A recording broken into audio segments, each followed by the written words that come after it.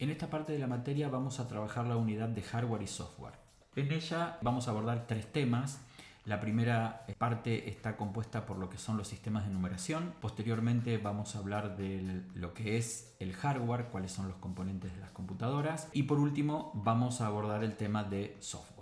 En esta primera parte los sistemas de numeración están compuestos por símbolos y normas para poder ser usados. Básicamente todos nosotros, desde que tenemos uso de razón o desde que empezamos nuestra etapa de escolarización, trabajamos con un sistema decimal que se denomina sistema de base 10. A lo largo de esta parte vamos a ver lo que es el sistema binario, octal, decimal, hexadecimal y por último vamos a hablar de las unidades de medida. Comenzamos entonces con el sistema binario. El sistema binario es el sistema que las computadoras utilizan y este sistema tiene su base en dos dígitos. Como estamos viendo en la pantalla, estos dos dígitos que se utilizan son el 0 y el 1. Seguramente pueden haber visto las películas Matrix, en donde, justamente una de las gráficas que está también representada en una pantalla negra con letras en verde, aparecen muchos ceros y unos. Este sistema está representado entonces con dos valores posibles, el 0 y el 1, y se conoce como bit, dígito binario. Este es el sistema que utilizan las computadoras. Hoy, todo lo que nosotros podemos hacer con nuestra computadora o con algún dispositivo, no necesariamente tiene que ser una computadora, puede ser una computadora de escritorio, quiero decir, que podemos hacer con una computadora, con una tablet, con un celular, está basado su sistema de numeración solamente con el 0 y el 1. O sea que todo lo que nosotros hacemos con un dispositivo electrónico está reconocido con un sistema de base binaria, o sea de estos dos dígitos 0 y 1. El sistema octal, que es un sistema de numeración en base 8, esto quiere decir que son 8 dígitos los que se utilizan para hacer que justamente un ordenador, una computadora, un dispositivo pueda operar. Esos 8 dígitos son el 0, el 1, el 2, el 3, el 4, el 5, el 6, el 7, lo que estamos viendo en pantalla. Es el sistema decimal, ¿no? Es el sistema de base 10 que se llama porque son 10 dígitos que utilizamos. El 0 y luego del 1 hasta el dígito 9. Y con el cual hemos aprendido a sumar, restar, multiplicar, dividir y las operaciones matemáticas y algebraicas que ustedes están haciendo. El otro de los sistemas de numeración, el último que vamos a ver, es el sistema hexadecimal. En él están previstos, como ustedes pueden ver en la pantalla, 16 dígitos. En realidad son 10 dígitos numéricos y después hay 6 caracteres que conforman el alfabeto, o sea, la letra A, B, C, D, E y F. Si ustedes se fijan en sus calculadoras científicas o en el celular, pueden activar la función científica, van a poder encontrar una función que les va a permitir convertir un número binario a un número hexadecimal o un número decimal a un número binario o cualquiera de las opciones que estuvimos viendo, porque son los sistemas más comunes y que todos estos sistemas que estamos mencionando fueron utilizados para justamente poder encontrar la forma más apropiada de hacer los cálculos dentro de un microprocesador, que ya vamos a ver más adelante de qué se trata. Ahora lo que vamos a ver es la parte de la unidad de medida que se utiliza en el mundo de la informática. Para ello, para poder procesar la información binaria, es necesario conformar un conjunto de 8 ceros y unos. ¿Esto qué significa? Que la menor unidad de información que puede procesar un ordenador, un dispositivo, es el byte, es el conjunto de 8 ceros y unos. Ese conjunto de ceros, 8 y unos, ese conjunto de bits conforman lo que es el byte. Entonces acá ustedes pueden ver una tabla, porque justamente nosotros tenemos diferentes unidades para poder representar el tamaño que tiene un determinado archivo, la capacidad de procesamiento que puede tener un dispositivo electrónico, la capacidad de almacenamiento que tiene un disco rígido en una computadora o la cantidad de memoria RAM que tiene una computadora. Entonces vamos a encontrar en la tabla el nombre de la unidad, en este caso el byte, que es la unidad más pequeña, cómo se la abrevia, el factor binario que aplica sobre esa unidad y después el tamaño en sí representado justamente de manera binaria o convertido a byte. Entonces, esto es un poco la analogía que hacemos cuando, por ejemplo, vamos a comprar pan. Nosotros nos decimos, deme 1000 gramos de pan, sino que abreviamos y decimos, deme 1 kilo de pan. Entonces aquí más o menos es lo mismo. Nosotros vamos a tener el conjunto de aproximadamente 1000 bytes conforman el kilo de byte, ¿sí? O el kbyte. El conjunto de 1.000.000, como podemos ver en esta línea, el conjunto de 1.000.000 de bytes hacen referencia al megabyte.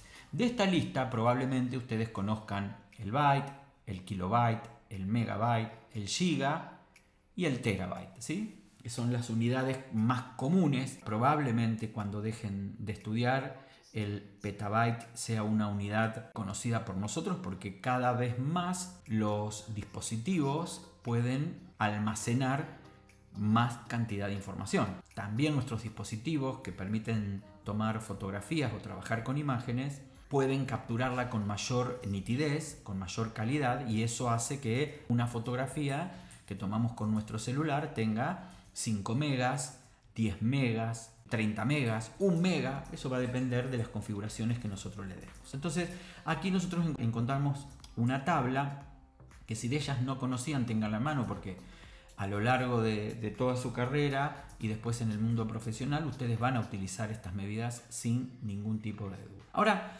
para que tengamos un poco de idea de la magnitud de lo que estamos hablando, me gusta hacer este tipo de ejercicio. Miren, todos saben lo que es una resma de papel. Entonces es una hoja de papel blanca que se llama A4. A4 porque tiene un tamaño de 210 milímetros por 297 milímetros. En la Argentina por lo general se utilizan 3 tamaños. El carta, que es más pequeño que el A4, y después está el oficio o legal, que es un poco más grande que el A4. Entonces esta referencia que les vamos a mostrar tiene que ver con esto. Miren, en una resma de papel, cuando uno va a comprar una resma de papel, esa resma tiene 500 hojas.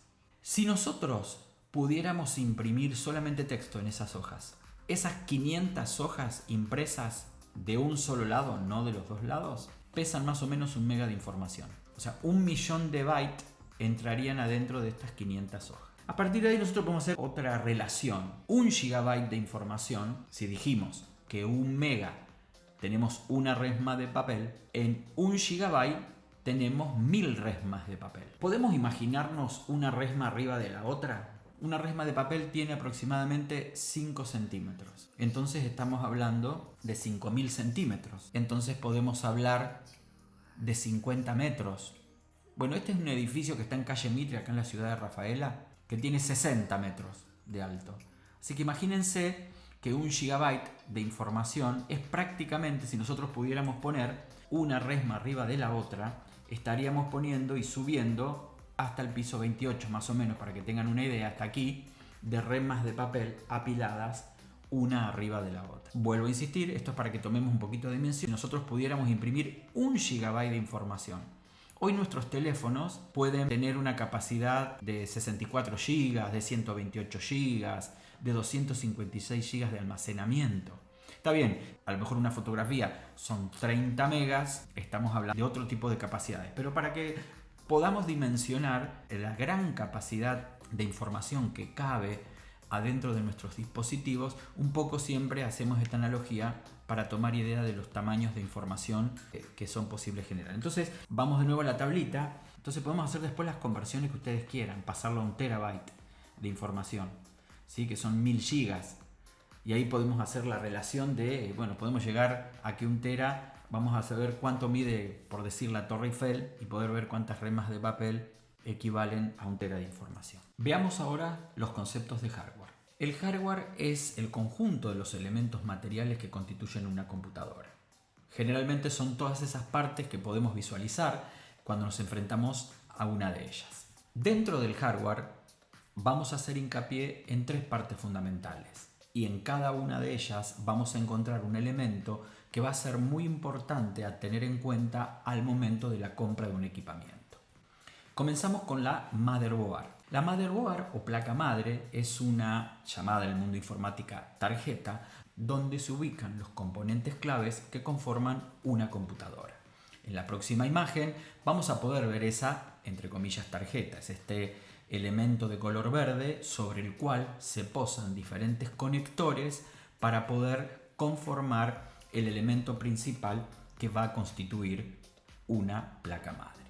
Esta placa madre contiene el microprocesador, las memorias, circuitos que son fundamentales para el funcionamiento integral de la misma. Sobre esta aparecen ranuras de conexión, esta que podemos ver aquí, en donde vamos a poder colocar, por ejemplo, memorias, donde vamos a poder colocar placas especiales para audio, para video o para algún elemento que nosotros queremos a través de un computador acceder físicamente a él. Por ejemplo, el levantar una barrera cuando pasamos por un peaje, eso está conectado sin duda a un computador y básicamente a una placa que se coloca en alguna de estas ranuras. Cabe aclarar que actualmente las motherboard vienen integradas y esto quiere decir que la placa de video, ¿sí? La vamos a encontrar, esta que vemos aquí es la placa de video, está integrada. ¿Qué significa? Que no hay una plaqueta especial.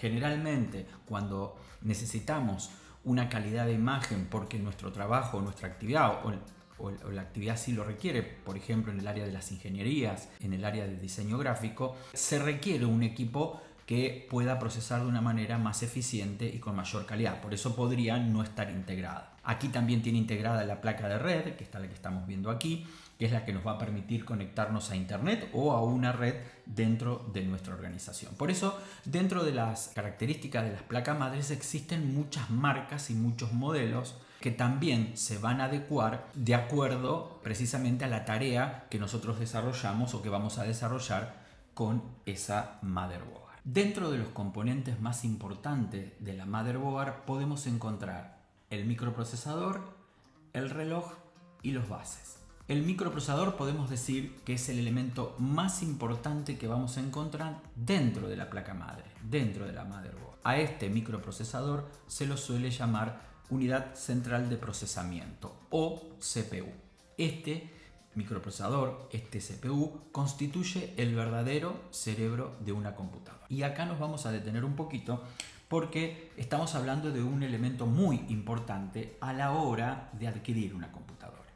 Nosotros aquí vamos a ver dos marcas líderes en el mundo de fabricantes de microprocesadores. Una de ellas es Intel y otra es AMD. Ambas empresas es como hablar de Adidas o Nike, por ejemplo, o Chevrolet o Ford. Vamos a poder encontrar ventajas y desventajas, vamos a poder encontrar cuestiones que tienen que ver más con los gustos personales, pero estamos hablando de marcas líderes a nivel mundial y que el 80%, podemos decir un poco más, el 85% del mercado mundial utiliza alguna de estas dos marcas en sus computadores personales. Aquí vamos a hacer la diferencia de los procesadores, de los microprocesadores, para que al momento de hacer una compra ustedes puedan hacer una evaluación. Dentro de la línea Intel vamos a tener un modelo que se llama Core o Core.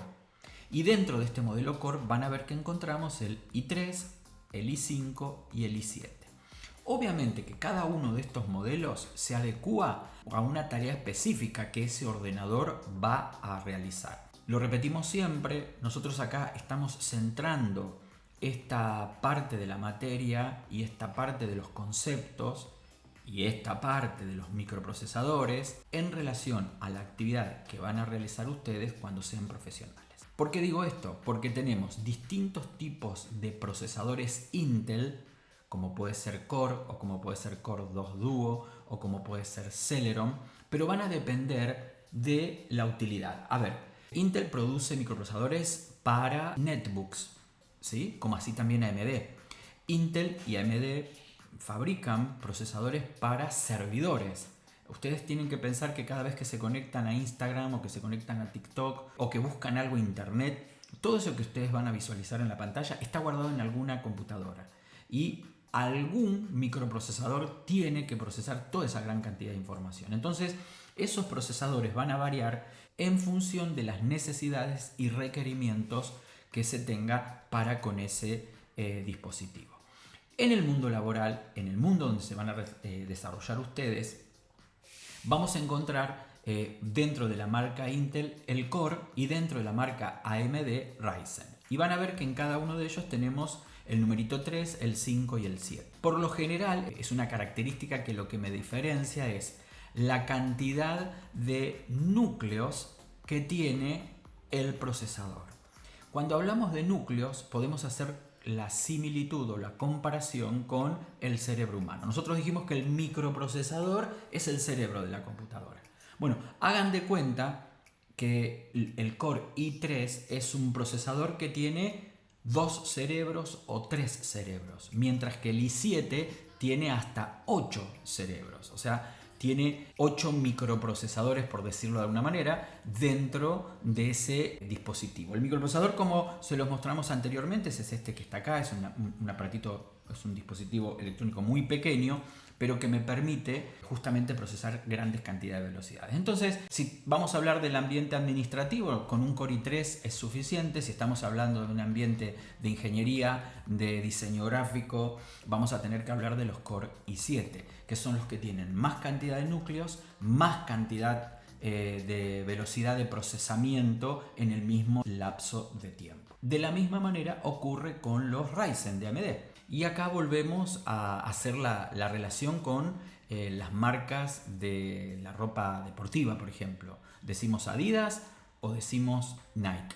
En realidad volvemos a decir que ambas empresas, ambas marcas son muy buenas. Sí podemos decir que si yo me voy a dedicar al mundo del procesamiento de imágenes, tenemos una ventaja competitiva de Ryzen AMD sobre Intel cuando hablamos de mucho procesamiento de imagen. Entonces ustedes van a ver a lo largo de su paso por la facultad, o cuando sean profesionales, o si en algún momento están realizando algún oficio, no necesariamente tenemos que ser profesionales, pero si usamos una computadora vamos a encontrar otros modelos, no son ni el Core ni el Ryzen.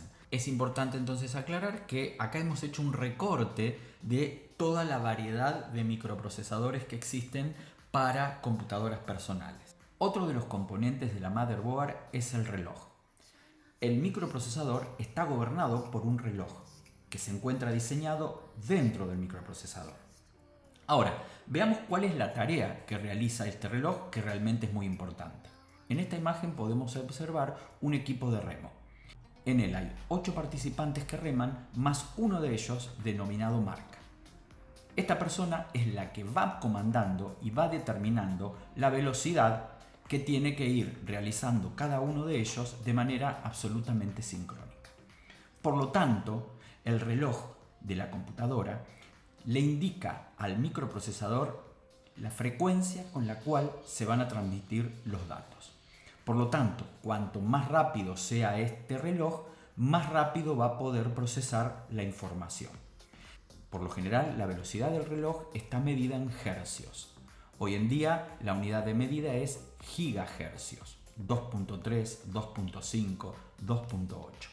Si nosotros observamos cuando vamos a comprar una computadora y vemos la marca y el modelo, por ejemplo, Ryzen 3 de 2.5 GHz, allí estamos determinando la característica del microprocesador. Por último, el tercer componente, el bus. En realidad, 3 bases o bus que tiene la motherboard. Por un lado el bus de datos, por otro lado el bus de direcciones y por otro lado el bus de control. Cada uno de estos son como carreteras, como caminos. En el bus de dirección está la información en donde tiene que ir el microprocesador a buscar la información o a llevar la información. El bus de datos precisamente lleva ese dato a ese lugar. Por último, el bus de control, la tarea que tiene es de controlar no solamente de que el dato haya llegado a buen puerto, sino también desde qué lugar y hacia qué lugar se debe transportar. Para finalizar, la motherboard dijimos que teníamos 3 componentes importantes. Por un lado el microprocesador, por otro lado el reloj. Aquí lo que estamos viendo es la pila que alimenta a ese reloj cuando la computadora se encuentra apagada. Y por último, los buses. Nosotros aquí podemos ver los circuitos integrados y esas líneas que vamos a recorrer ahí. No podemos identificar cuál es la de bus, cuál es la de datos, cuál es la dirección o cuál es la de control. Pero cada una de estas líneas justamente son los buses que van a transportar la información de un lugar al otro. Ahora entonces sí vamos a hablar de las memorias. Las memorias son componentes también fundamentales dentro de las computadoras, ¿no? Ya que, o sin ellas mejor dicho, sería imposible procesar información y no se contaría tampoco con un medio de almacenamiento en donde todo aquello que hacemos con la computadora quede registrado. En el ámbito de las memorias vamos a encontrar dos grandes tipos de memorias. En realidad hay muchos tipos de memoria, pero básicamente hablamos de una memoria RAM, que es esta que estamos viendo para que podamos tomar noción. Si ustedes ven, esta tiene aquí como un peinecito, ¿ven? De color dorado. Si yo me voy a la placa madre, esas se colocan en este lugar o en este lugar. O mejor dicho, podemos colocar aquí, aquí, aquí, aquí. Después ya no podemos ampliar más la memoria de la máquina, por eso muchas veces ocurre que las tenemos que cambiar. Entonces, cuando hablamos de la memoria RAM, que es esta que estamos viendo en esta imagen, estamos hablando de la memoria principal de almacenamiento temporario. Cuando yo voy a comprar una máquina me tengo que fijar qué microprocesador tiene, si un Intel o AMD, pero si es un 3, un 5 o un 7, y me voy a tener que fijar cuánta memoria RAM tiene la computadora que voy a comprar, porque yo puedo comprar una memoria con 4 GB de memoria RAM o con 8 GB de memoria RAM, 16, 32, etc.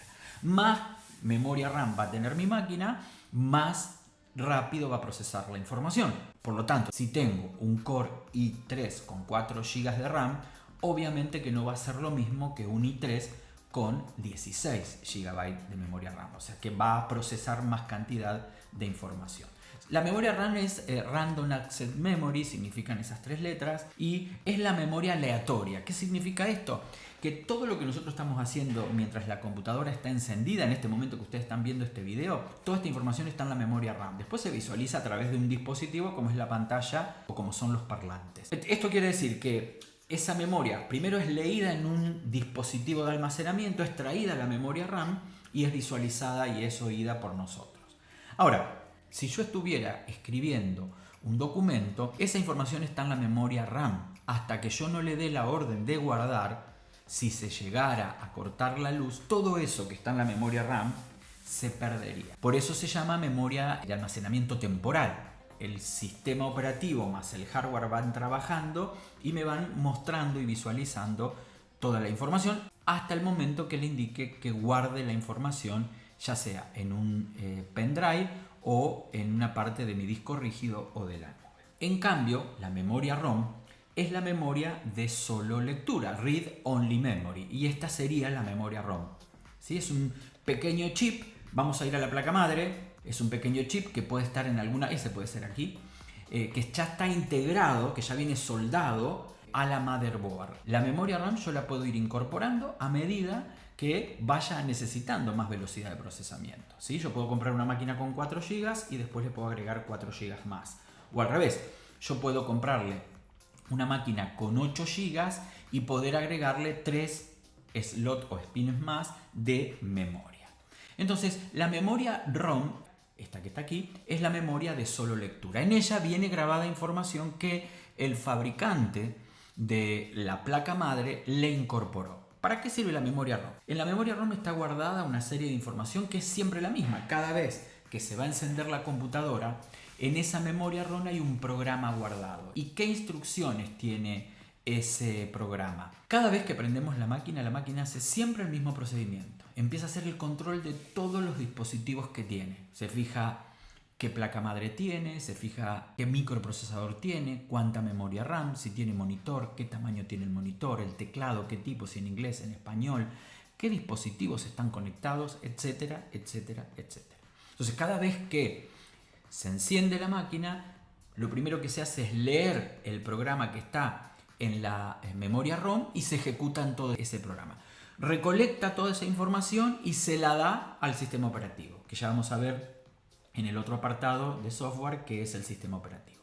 Aquí entonces, una vez que la memoria ROM ha terminado su trabajo, no interviene más. Por eso es Read Only Memory. Nunca vamos a comprar otra memoria ROM, no tiene sentido. Hago una aclaración, existen memoria PROM o EPROM, que son electrónicamente programables Read Only Memory. Son memorias que se utilizan para cosas muy específicas. Por último, tenemos otro tipo de memorias como pueden ser las memorias caché o caché de disco, que ya vamos a ver cuando veamos los dispositivos de almacenamiento, vamos a hablar de estas memorias. Estas son memorias intermedias entre la memoria RAM y el microprocesador. Son memorias para poder hacer más rápido el acceso a la información. Vamos ahora a los dispositivos. Un dispositivo es un aparato o un mecanismo que se desarrolla para determinada acción. Nosotros vamos a ver ahora los distintos dispositivos que tenemos, de qué manera se vinculan y cuáles son sus prestaciones de acuerdo a la computadora a la cual se conecta. Vamos a una clasificación de 4 tipos de dispositivos. Tenemos los dispositivos de entrada, que son todos aquellos equipos y componentes que permiten ingresar información a la unidad de procesamiento, como pueden ser el teclado, el mouse, el micrófono. Por otra parte, tenemos los dispositivos de salida, como por ejemplo es la pantalla que ustedes están mirando en este momento, o los parlantes o los auriculares, por lo cual también, aparte de mirar, están escuchando este video, y son los que justamente también han procesado la información en el microprocesador y nos están mostrando, ya sea en un formato digital o en formato papel, podría ser, o en una pantalla cuando estamos dando clase y visualizándolo a través de un cañón o un proyector. Por otra parte, tenemos dispositivos que cumplen doble función. Son dispositivos de entrada y dispositivos de salida. Como decimos, estos son dispositivos específicos que cumplen la doble función. Por ejemplo, puede ser una pantalla táctil. ¿Sí? La pantalla táctil me muestra información, pero también yo puedo tocarla para poder acceder a información. También puedo hablar de impresoras multifunción, de cascos de realidad virtual, y ustedes pónganse a pensar qué otros dispositivos de entrada, de salida o de entrada-salida conocen. Para finalizar, vamos a hablar de los dispositivos de almacenamiento. Por lo general, este cumple la función de transmitir o recuperar información. Estos dispositivos por ahí pueden malinterpretarse o podemos juzgarlo como dispositivo de entrada o clasificarlo más que juzgarlo como dispositivo de salida. Por ejemplo, puede ser un pendrive. Yo en el pendrive grabo información, por lo tanto el dispositivo es de salida. Ahora, cuando yo se lo presto a un compañero o una compañera, deja de ser un dispositivo de salida y la persona cuando lo coloca en el ordenador, en la computadora, se convierte en un dispositivo de entrada. Por eso nosotros acá lo vamos a clasificar como dispositivo de almacenamiento. Son aquellos dispositivos que me permiten guardar información para luego recuperarla. A manera de resumen, veamos algunos gráficos de estos dispositivos. Dentro de los dispositivos de entrada podemos encontrar las webcams, los escáneres, los lectores de código de barra, el micrófono, el joystick, los postnet, entre algunos de ellos. Dispositivos de salida, el monitor, la impresora, el iPod, la cámara fotográfica, el escáner también. Dentro de los de entrada-salida, las pantallas táctiles, las impresoras multifunción, los modems o routers que generalmente tenemos en nuestros hogares para conectarnos a internet, los fax, que a pesar de que podamos creer que son obsoletos, todavía se siguen utilizando en muchas organizaciones, y por último, los cascos de realidad virtual. Dentro de los dispositivos de almacenamiento vamos a tener los discos duros, los DVD, los CD, los pendrive, las tarjetas SD, los discos duros portátiles y los ya extinguidos disquetes. La última parte de esta unidad es el software. El software es un conjunto de componentes lógicos necesarios que hacen posible la realización de una tarea específica. Por lo general, el software es llamado también programa, en contraposición a los componentes físicos que son llamados hardware. La interacción que se produce entre el hardware y software hace operativo un ordenador. Esto quiere decir que para poder tener una computadora 100% operativa necesitamos tanto del hardware como del software. Vamos a clasificar dentro del software dos grandes grupos, el sistema operativo y los aplicativos. Y dentro de este mundo del software tenemos que hablar de los tipos de licenciamiento. Por último, vamos a hablar de la propiedad intelectual y de lo que tiene que ver con el software legal. Arrancamos entonces por sistemas operativos. El sistema operativo es el software principal, que es un conjunto de programas que van a gestionar todos los recursos de hardware que provee el servicio a los programas y a las aplicaciones que nosotros disponemos en un dispositivo. Sin este software, ninguna computadora podría ser usada. Entonces, la máquina desde el primer momento que arranca, dijimos que va a leer la información, el programa que tiene guardado en la memoria ROM, y a partir de ahí toda esa información es entregada al sistema operativo. Con esa información que la memoria ROM recolectó de todo el hardware disponible, el sistema operativo va a saber si mandó a imprimir y allí no hay una impresora conectada o la impresora se quedó sin papel, allí va a poder darnos el mensaje de error correspondiente. Dentro de los sistemas operativos vamos a clasificar a dos grandes rubros o dos grandes modalidades más que todo. Por un lado tenemos el mundo del software propietario y por otro lado tenemos el mundo del software libre. Dentro de lo que es el mundo del software propietario vamos a encontrar al rey de los sistemas operativos, que es sin duda Windows. Windows es el nombre de un conjunto de programas o software para una PC, para servidores, para dispositivos móviles. No necesariamente es únicamente para una computadora. Ustedes van a encontrar a sistemas operativos en distintos dispositivos, como habíamos hablado cuando hicimos la clasificación de los microprocesadores. Tenemos microprocesadores para netbooks, tenemos microprocesadores para notebook, para computadoras o servidores. Bueno, el sistema operativo también se va a ir adecuando a ese hardware de acuerdo justamente a las especificaciones y a la programación que tenga ese sistema operativo. El sistema operativo Windows pertenece al mundo de lo que es el software legal. Esto significa que para que nosotros podamos en este momento estar reproduciendo este video, más allá de que ustedes lo pueden estar mirando por YouTube, hay un sistema operativo por detrás que está trabajando. Y ese sistema operativo, dependiendo quién lo ha desarrollado, tenemos que pagar su licencia de uso. En el mundo del software propietario vamos a encontrar a Windows, y dentro del software propietario también vamos a encontrar a otros sistemas operativos, como puede ser el sistema operativo de Macintosh, que es el denominado I.O.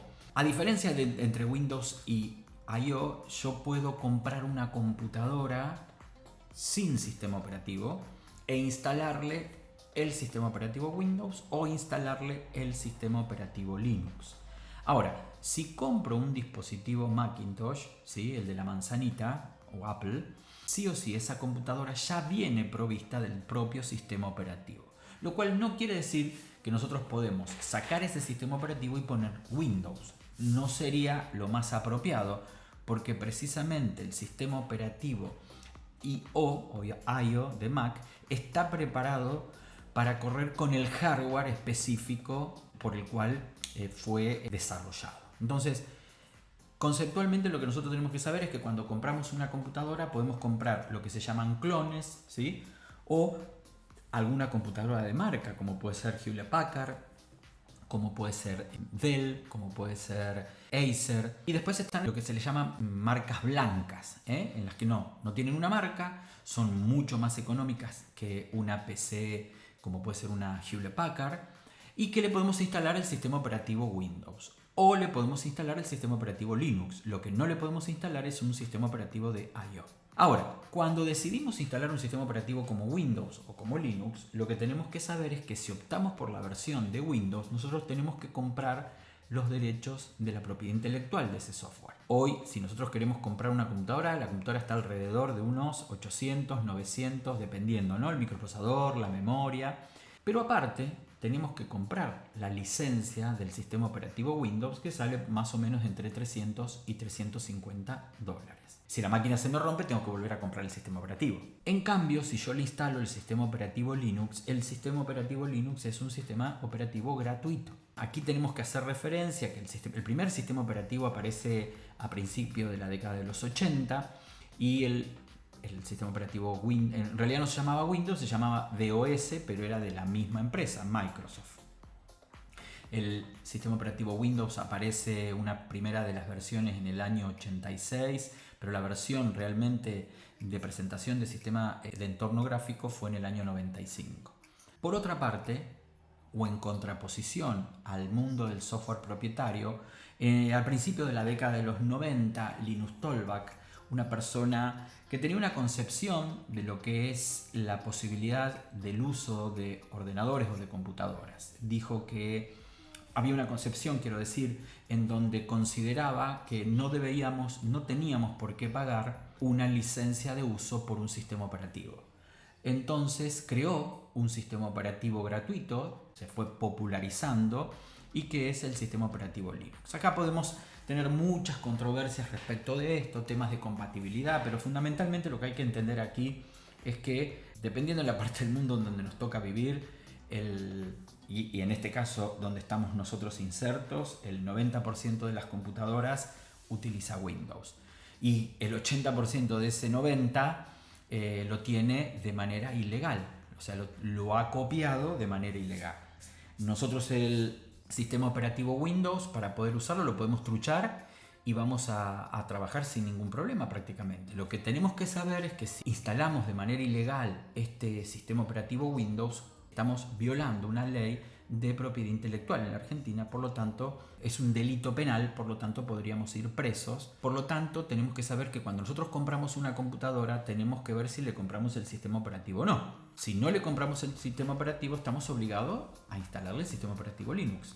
De lo contrario, estamos obligados a comprar también la licencia. A contraposición, podemos decir, de una máquina que vale $1000 contra otra máquina que vale $1000, las máquinas I/O, las Macintosh, las Apple, salen $1000, las más básicas, y ya vienen con el sistema operativo. Lo que pasa es que no vamos a conseguir este tipo de máquinas, por lo menos en Argentina, a ese valor.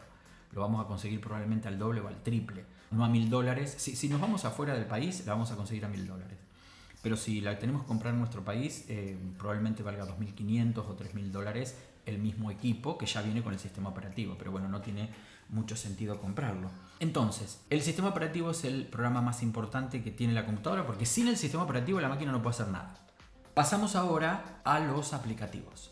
Los aplicativos, volvemos a hablar de software, volvemos a hablar de programas, y justamente estos aplicativos, estos software, estos programas están preparados para realizar tareas o actividades específicas. Por ejemplo, para que ustedes puedan utilizar y mirar este video, que probablemente accedieron a la plataforma, están usando la plataforma Moodle. Moodle es un aplicativo que está desarrollado en más de 350 idiomas, porque es un software libre. Para poder instalar esto, nosotros tenemos que tener un servidor, tenemos que tener acceso a internet y podemos descargar de internet e instalarlo. Obvio que esto no lo hace cualquiera, pero lo que quiero decir es que yo no tengo que pagar por la licencia de uso de Moodle. Sin embargo, para poder usar alguno de estos aplicativos, como puede ser Word, Excel o PowerPoint, tenemos que pagar, le tenemos que pagar a Microsoft. ¿Qué gana la gente que hace un software tan importante y no cobra dinero? Y en realidad esto tiene que ver con una concepción del mundo, de qué manera concebimos el mundo, de qué manera queremos que el mundo sea. Hay una corriente en el mundo del software que dice que va a aportar una parte de su tiempo, 1 hora, 2 horas, un día, mediodía, regalándole a la comunidad algo que sabe y que quiere compartir. ¿Sí? Son pensamientos, son formas de ver el mundo, formas de ver la vida y formas de colaborar. La internet se dice que es una gran red colaborativa. Todo lo que ustedes están viendo en este video está hecho todo con recursos gratuitos, absolutamente gratuitos. Incluso el programa que estoy usando para grabar en este momento, que es un programa que viene con la computadora, o yo lo puedo descargar gratuitamente y puedo grabar la información. YouTube es gratuito. Más allá de que Google se queda con mi información, si quiere la puede leer, ¿no? Pero lo que quiero decir es que el mundo de la informática y sobre todo el desarrollo del software fue posible gracias al mundo Linux. Este mundo Linux, esta comunidad como se la llama, es un grupo muy grande de personas en el mundo que quieren un mundo mejor, por decirlo de una manera, que estas son cuestiones de pensamientos ideológicos, ¿no? Están muy en contra del capitalismo y fundamentalmente muy en contra de Microsoft. Gracias a esa pelea nosotros podemos disfrutar de cientos de programas gratuitos que son muy buenos y que nos ayudan a ser mejores profesionales. Entonces un aplicativo es un programa específico que puede ser un programa para liquidar, para hacer una factura, un programa para poder hacer una presentación como la que estamos viendo, un programa para llevar una planilla electrónica. Nosotros en la cátedra estamos usando un software que no es gratuito. La universidad paga reducido, no llega al 20% de lo que sale realmente el producto. ¿Por qué? Porque en esta parte del mundo, cuando uno sale al mercado laboral, la mayor cantidad de computadoras tiene instalado este paquete Office. Por suerte, hoy y cada día más, los usuarios como ustedes se adaptan fácilmente a los cambios, cosa que no ocurría tanto hace un tiempo más atrás. Vamos a ver entonces los tipos de licencia, porque si hablamos de software libre o de software propietario, hablamos que la titularidad de los derechos de propiedad intelectual sobre el software pertenecen al autor del mismo. O sea, si yo hago un programa, esto es lo mismo. A ver, ustedes están viendo esta presentación, ¿sí? Que es una presentación, no es un software, pero aplica lo mismo. Este software que yo estoy usando y este recurso que yo estoy usando, en este momento un video, está subido a YouTube. Y yo podría ponerle un usuario y una contraseña para que ustedes accedan, o lo podría dejar libre para que todo el mundo lo acceda, o podría cobrar para que puedan acceder. Entonces esto tiene que ver con una concepción. Por lo tanto, el autor del programa, el autor del video, el autor de la película, el autor del tema, es quien tiene los derechos de explotación sobre la obra y decide cómo quiere que esa obra sea accedida, de manera gratuita, de manera paga, etcétera, etcétera. El autor determina de qué manera van a explotarse justamente ese programa. Aquí tenemos diferentes tipos de licencias de uso, ¿no? Vamos a encontrar entonces las licencias libres y las licencias propietarias. Entonces, dentro de las licencias libres tiene que ver con una filosofía de vida, ¿eh? Eso es una filosofía de vida 100%. Y de qué manera, como decía anteriormente, concebimos de que nosotros podemos aportar al mundo. Lo cual no quiere decir que si yo estoy dentro del mundo propietario y no lo quiero compartir, no está mal. A ver, durante mucho, pero mucho tiempo, sobre todo al principio, cuando aparece allá en la década del 90, cuando aparece el concepto del software libre, fue una pelea muy grande en la cual podemos decir que a pesar de los poderes del capital, ¿sí?, del capitalismo, el software libre salió bastante airoso. Y hoy podemos disfrutar gracias a eso, a que Google ponga un montón de herramientas gratuitas y que existan un montón de herramientas gratuitas, como puede ser el ChatGPT, al cual podemos acceder gratuitamente. Queremos y podemos pagarlo, podemos pagar para tener un acceso más específico. Lo que quiero decir con esto también es que no está mal tener un software propietario o comprar una licencia. Nosotros, por ejemplo, en la municipalidad compramos en aquellos casos en donde no podemos conseguir una licencia gratuita o un software que realice las mismas tareas que realiza un software propietario. Hoy por hoy, puedo decirle, el 80% del trabajo, repito el 80% siempre parece, ¿no? Pero es real, el 80% del trabajo que se hace administrativo en la organización en la que pertenezco es tipear, negrita, cursiva, subrayar, guardar, insertar una imagen y colocar un encabezado, no mucho más. Entonces, ¿por qué vamos a estar pagando una licencia? ¿Por qué la ciudadanía, todos nosotros, vamos a estar pagando una licencia cuando tenemos un producto gratuito que funciona muy bien y que se adecúa y cumple con las necesidades? Sí, es real que hay cierta resistencia, ¿sí? Si estamos en casa acostumbrados a usar el procesador de texto Word, ¿por qué tenemos que usar el OpenOffice o el WPS? En realidad también aquí lo que se pone en valor es cuánto el Estado, en este caso, tiene que pagar licencias cuando en realidad un software de licencia libre cumple la misma función. Miren, para que tengan una idea, en el 2024 una licencia de software del sistema operativo sale $300. A valores de hoy son más o menos 300.000 pesos, entre 300 y 350.000 pesos, ¿sí? 300, 350 dólares. Y estamos teniendo una licencia por año de AutoCAD, la versión más baja, en $600, más o menos 600.000 pesos por año tenemos que pagar por las 20 licencias de AutoCAD que tenemos en la municipalidad. Entonces, lo que tenemos que entender, y en tiempos tan complejos y sobre todo el Estado, es que donde podamos reducir dinero para que el dinero se utilice de manera más racional y más provechosa, en cosas más provechosas, entonces reducimos y utilizamos software libre. La tenemos que pelear porque a la gente mucho no le gusta. En la última parte de la unidad vamos a hablar del software legal, y lo que tenemos que saber del software legal es que hay una ley nacional, la ley que protege a la propiedad intelectual, la 11.123, y que establece cómo se deben utilizar los productos de software. Nosotros, antes de instalar, tenemos que saber si ese producto es libre, si es un shareware o es un producto freeware o es un producto freemium, porque es una parte libre y después hay una variedad muy grande de descripciones. Podemos usarlo por 15 días y una vez que lo usamos tenemos que pagar. Podemos pagar por uso. Hay muchas formas de licenciar. Cada vez más se está utilizando la licencia anual, ¿sí? Que es también mucho más provechosa para países como los nuestros, en donde es muy complejo. Ustedes imagínense que estamos pagando casi $1000 una computadora, $300 el sistema operativo, $600 el AutoCAD. Ahí tengo 2 programas. Si quiero utilizar más programas, tengo que seguir comprándolos. Entonces, en países como los nuestros, el valor es muy grande y muchas veces pasa que en las organizaciones no dimensionan esto, porque toda la vida, chicos, absolutamente toda la vida, desde que hemos podido acceder a una computadora, no tenemos la cultura de comprar y pagar por una licencia.